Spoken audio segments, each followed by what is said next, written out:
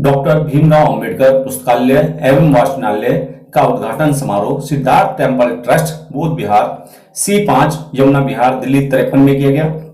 कार्यक्रम में पूज्य भिक्खु चंदीमा महाथेरा, संस्थापक अध्यक्ष सारनाथ महाविहार धर्म शिक्षण समिति द्वारा व साहित्यकार व सामाजिक चिंतक आनंद श्री कृष्ण व गंभीर सिंह अपर जिलाधिकारी गाजियाबाद, JC आदर्श अध्यक्ष डॉक्टर अंबेडकर अकादमी मसोता गाजियाबाद, डॉक्टर कंचन लता, अजय कुमार, सुल्तान सिंह गौतम, पूर्व विधायक बलजोर सिंह आदि इसमें शामिल हुए।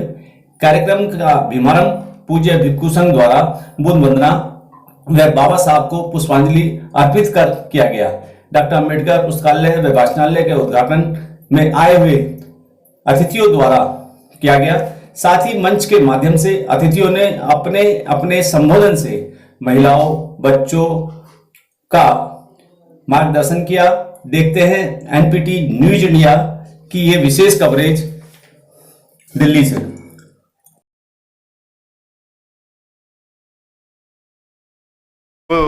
गाजियाबाद मसौता एकेडमी में सर सबको ऊर्जा लगा रहे हैं और सारी टीम को जोड़कर चल रहे हैं। आपका नाम बहुत दूर दूर तक जा रहा है। मैं सर को बुलाना चाहूँगा, ADM रिटायर हुए हैं श्री JC आदर्श जी। सर आपसे बहुत ऊर्जा मिल रही है पूरे देश में।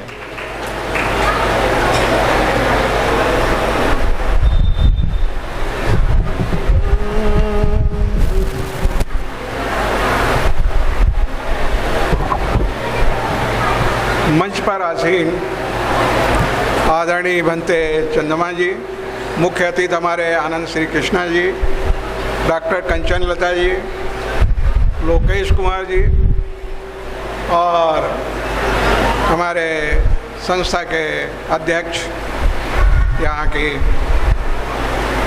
श्री बलजोर सिंह साहब, प्रोफेसर अजय कुमार जी और SS गौतम साहब, उपस्थित सभी उपासक उपासिकाएँ, यह मीडिया कर्मी, आप सभी को मेरा जय भीम नमो बुद्धाय। साथ ही साथ मैं बहुत ज़्यादा डिटेल में बातें नहीं करूँगा। मैं मुख्य बिंदु मोटिवेशन पे इस संस्थाओं को कैसे चलाया जाए और आप जिस समाज से आए हैं, जिस समाज से हमें कुछ मिला है, उसको हम कैसे पे करें, उसको वापस कैसे करें, इसी उद्देश्य को रखते हुए हमारे कर्मठ साथियों ने एक मिशन पे बैक टू सोसाइटी बनाया जो 2015 में, उसके तहत गाजियाबाद से 20 किलोमीटर दूर देहात क्षेत्र में इस संस्था का निर्माण किया गया। यह रेजिडेंशियल प्लेस है जहां बच्चों को हम लोग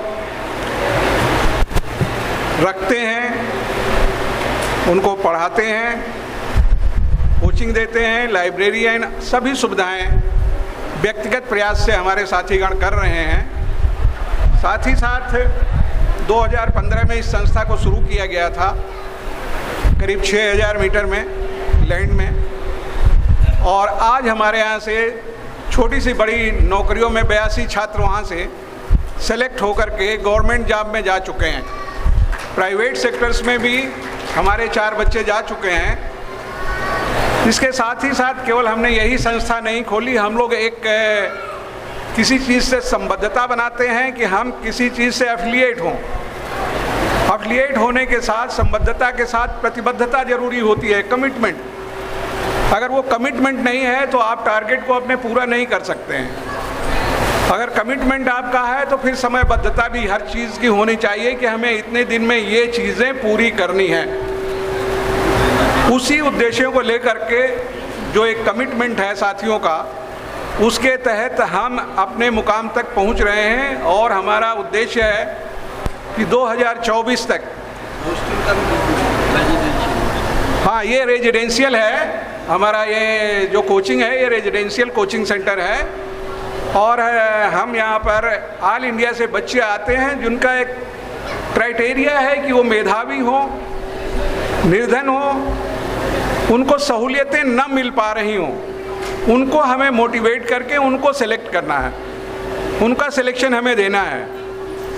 गरीबी और देहात क्षेत्र के बच्चों को या सेमी अर्बन क्षेत्र के बच्चों को हम लोग प्रेफर करते हैं। इसी उद्देश्य को देखते हुए रेजिडेंशियल सेक्टर्स जो हमारा ये है सेंटर जो है, इसके अलावा एक हम लोगों ने नई मुहिम छेड़ दी है कि चलो गांव की ओर शिक्षा फैलाओ चहुओर। उस उद्देश्य को रखते हुए 5 सेंटर्स हम लोगों के और भी खुल चुके हैं। एक मेरठ के गांव में, हापुड़ से जाकर के 15 किलोमीटर बसखंडा गांव है, वहाँ पर मुरादनगर से 6 किलोमीटर दूर हमारा खेमावती में हो गया है। इसी तरह से रायबरेली में सावित्रीबाई फूले के नाम पे हमने लड़कियों को प्रोत्साहित करने के लिए ये सेंटर बिल्कुल देहात में बछरावा तहसील के पश्चिम गांव में खुला है, जहां 35 लड़कियां हमारे वहां पढ़ रही हैं और वहां से 2 लड़कियां सेलेक्ट भी हो चुकी हैं। अभी जस्ट हमने 8 महीने पहले ही खोला है इसे।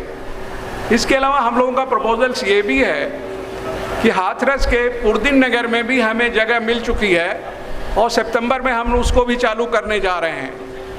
साथ ही साथ फिरोजाबाद में सिरसागंज में 4 कमरे हमें दे रहे हैं फ्री। एक हमारे साथी हैं उसी गांव के रहने वाले, जो स्कूल खोलने का उनका प्रपोजल था, पर उन्होंने उसे बदल करके as a coaching centre cum self study centre and library देने की बात आई है। तो ये भी हमारा सेंटर हो सकता है कि नवंबर तक हम इसे भी चालू करा देंगे। सितंबर में हाथरस का है, उसके बाद नवंबर में इसका है। दिसंबर में हम लोगों का फाउंडेशन डे होता है। उस दिन प्रतापगढ़ में हमारे एक कर्मठ साथी हैं आरटीओ देवमणि भारती जी, वो 2 सेंटर्स दे रहे हैं, वहाँ पर हमें 2 जगहें दे रहे हैं। और उसके साथ साथ हमें 50 लोग और भी पूर्वांचल से और मध्यांचल यूपी से जुड़ चुके हैं, जो कि अपने आप ही उसे कमिटमेंट से वो दे रहे हैं। मैं ये चाहूँगा केवल आप लोगों को बताना कि अगर कोई भी चीज़ काम करें, काम करने के साथ साथ ज़रूरत होती है कि मोटिवेशन कैसे दिया जाए, कैरियर को आगे सही रास्ते पे सही प्लानिंग की तरह कैसे बढ़ाया जाए। तो बच्चे को हर समय ज़रूरत होती है कि एक प्लानिंग किया जाए और बच्चे को खुद मूल्यांकन करने दीजिए कि वो क्या करना चाहता है। बच्चे को खुद सवाल पूछने की ये स्थिति रहे कि वो क्या बनना चाहता है। ये ज़बरदस्ती मत उससे करिए कि उसको डॉक्टर ही बनना है, इंजीनियर ही बनना है, सिविल सर्विसेज में ही जाना है। उसकी इच्छाओं का ज़रूर ध्यान रखें कि वो किस, हमारे यहाँ बहुत से बच्चे IAS PCS के लिए भरते हैं, जब उनसे हम बात करते हैं, मोटिवेशन देते हैं, तो उस लेवल पर ना जा कर के फिर वो SSC के लिए आ जाते हैं कि सर ये हमारे लिए बेहतर होगा। तो मोटिवेशन ज़रूरी है उनका, उनको खुद जानना ज़रूरी है। और सबसे बड़ी ज़रूरत है कि उसकी पसंद क्या है। अगर उस बच्चे की पसंद को आप नहीं अगर ऑब्ज़र्व करते हैं, तो आप ज़बरदस्ती उसको, किसी को अगर मैथमेटिक्स में इंटरेस्ट नहीं है और ज़बरदस्ती अगर मैथमेटिक्स उससे पढ़ाना चाहते हैं कि इंजीनियर ही बनाना है, तो शायद उसको कामयाबी उस स्तर की ना मिल पाए। कहीं सेलेक्ट हो सकता है, बाकी हो सकता है वो IIT में ना जा सके। तो इस चीज़ें का भी ध्यान रखना है। और दूसरा ये है कि वास्तव में उसको, बच्चे को सिलेक्ट करना है तो उसे कौन सी चीज़ प्रेरित कर रही है ज़िंदगी में। अगर उसको कोई चीज़ से प्रेरणा पाता है, वो उस फील्ड में जाना चाहता है, सपोज़ करिए स्पोर्ट्स में ही जाना चाहता है, सपोज़ करिए वो लॉयर ही बनना चाहता है या मुंसिफ मजिस्ट्रेट ही बनना चाहता है, तो ज़बरदस्ती उसको IAS PCS के उसमें मत धकेलिए। साथ ही साथ बच्चे की क्या कमज़ोरी है, बच्चा खुद एसेस करे और हमें भी एसेस करके उसे बताना होता है, बच्चे इस लाइन में जाओ। और भविष्य में अपने को वो क्या देखना चाहता है, ये ज़रूरी है। इंटरेक्शन इज मस्ट है कि बच्चे से इंटरेक्ट करने के बाद ही उसका चयन और उस साइड को उसको दिया जाए, उसकी इच्छाओं के अनुरूप ही, और अपनी रुचि के अनुसार उसे विकल्प भी चुनने की पूरी चॉइस गार्जियंस को देनी चाहिए। दूसरा, अगर उसको विकल्प चुनना है, परिवार से राय ले सकता है, ये नहीं है कि एक ही आदमी ने दिया, परिवार से भी ले सकता है उसको। साथ ही साथ अपने मित्रों से भी जानकारी ले सकता है, इंटरनेट के द्वारा भी वो बहुत सी चीज़ों को हासिल कर सकता है। पढ़ाई के साथ साथ अगर आपने कोई प्लान बनाया है कि हमें ये करना है, तो उसके लिए एक्शन प्लान बनाना बहुत ज़रूरी होता है कि इसको एक्शन में कैसे लाएंगे, उस चीज़ों की ज़रूरत के लिए हमें ज़रूरत होती है कि हम अपनी उम्मीदों को अपनी पहुंच के अंदर रखें, कि बहुत कुछ हम सोच लें कि हमें ये बनना है, ये करना है। आप ठीक है कि आप पहली मंजिल पे जाना चाहते हैं, इस पे कल्पना तो कर लेते हैं कि मैं छत पे चला जाऊंगा, बाकी सीढ़ियों पे चढ़ने के लिए आपको परिश्रम तो करना पड़ेगा ना। बिना सीढ़ी पे चढ़े हुए आप छत पे नहीं पहुंच पाएंगे, तो ये भी आपके लिए ज़रूरी है। मैं तो ये कहता हूँ कि बच्चे किसी भी स्तर अपने को कामयाब बना सकते हैं। और एक बात और भी कहना चाहूँगा कि बौद्ध विहारों का उद्देश्य केवल बुद्ध वंदना या सैटरडे या संडे के दिन करने का ये उद्देश्य नहीं है। बिहार का मतलब था विद्यालय, स्कूल। महाविहार का मतलब था आपके महाविहार है जो, वो महाविद्यालय और यूनिवर्सिटीज़ की बातें थी।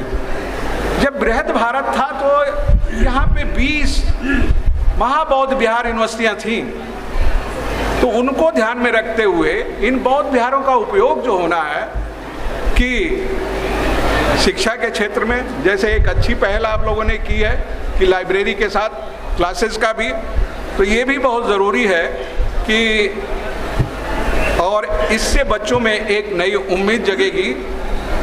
मैं तो बात ये कहना केवल आपसे चाहूँगा कि कितनी भी विषम परिस्थितियाँ हों, लाख दलदल में हों, पाँव जमाए रखिए, हाथ खाली हो उसे काम पे लगाए रखिए। कौन कहता है कि छलनी में पानी जम नहीं सकता? बस आप बर्फ बने तक अपना हौसला बनाए रखिए। तो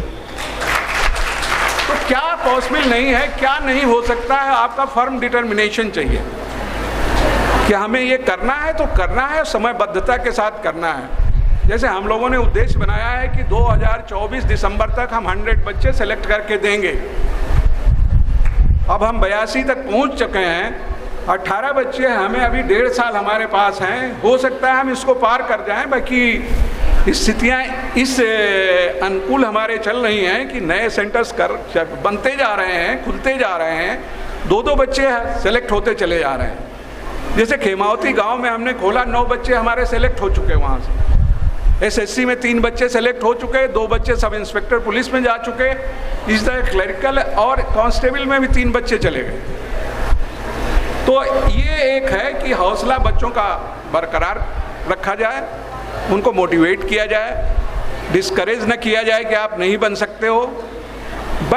बहुत इंटेलिजेंट, कंपटीशन के लिए बहुत इंटेलिजेंट होना ही पर्याप्त नहीं है, डिलिजेंट होना ज़रूरी है, परिश्रमी। आप कछुए और खरगोश की बातें आपने देखा ही होगा, एक चलता रहा, कामयाब हो गया, बीच में चल के आप आराम करने लगे, नहीं विजेता बने।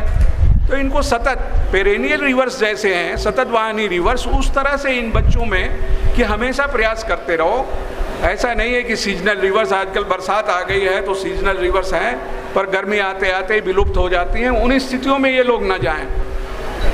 और इच्छा शक्ति बहुत ज़रूरी है। मैं एक शब्दों में कहना चाहूँगा कि everything is easy when you are is crazy for it, nothing is easy when you are lazy for it. तो ज़रूरत है आज हमें कर्मठता की, सजगता की, समयबद्धता की, प्रतिबद्धता की और समयशीलता की। अगर इन चीज़ों को ध्यान में रखकर अगर किया जाए काम को, तो हर टारगेट को अचीव किया जा सकता है। और मैं यहाँ के कमेटी को, यहाँ की ट्रस्ट के सभी पदाधिकारियों का तथा आए हुए सभी महानुभावों का मैं हृदय से आभारी हूँ कि उन्होंने मुझे भी यहाँ समय दिया। बहुत बहुत साधुवाद। जय भीम, नमो बुद्धाय।